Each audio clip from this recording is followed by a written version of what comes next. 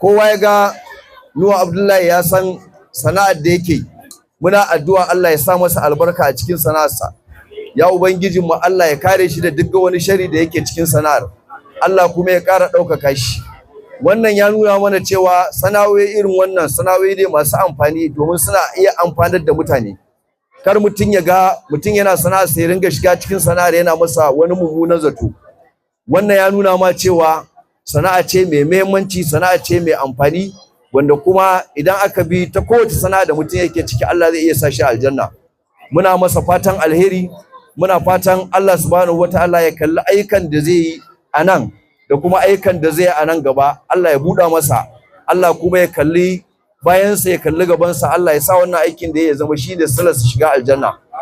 Muna fatan sauran al'umma kowa zai yi tunani irin wannan, ba ma shi ba da sauran mutane da yawa za su yi tunanin kawo agaji da irin wannan makarantu.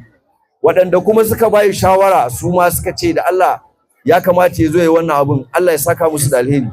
Da waɗanda kuma suka tallafa masa ya zo nan domin su karfafa masa guya, su ma muna musu fatan Allah ya saka musu da alheri. Muna fatan mu sanar da shi da al'ummar da suke nan, in Allah ya yarda mai girma headmaster da mai girma principal za su yi amfani da wannan kyakkyawar dama da aka bamu na waɗannan kujeru. A matsayinmu nan PTA za mu iya bakin ƙoƙarinmu mu ga mun kula da waɗannan abubuwan, domin duk abin da ka samar da shi ga yara dole ba ɗaukar lokaci kaɗan ba za ga sun samu ɗan matsala.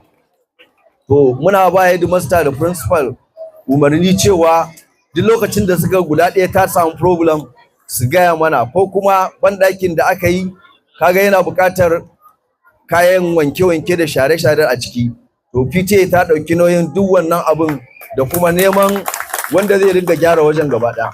So muna son a gaya mana duk wani abin da ya ɓaci, domin idan ba a samu good maintenance ba, mai girma shugaban wannan foundation ɗin idan ya zo nan da shekara ɗaya ba zai yi farin ciki da abin da ya asasa ba. Don so haka muna ɗaukan nauyin in Allah ya yarda za mu ci gaba da kula da waɗannan abubuwan, kuma muna fatan 'yan uwan sa da suka zo nan gurin waɗanda suke da sana'a iri ɗaya, muna roƙon su ma su tallafa, ba ko a nan ba ko a ina ne ma, domin a taimakawa wannan gwamnati, domin da take da ilimi a cikin zuciyarta. Allah subhanahu wataala ya shige mana gaba, Allah ya tallafa mana, Allah ya ba mu yadda zamu.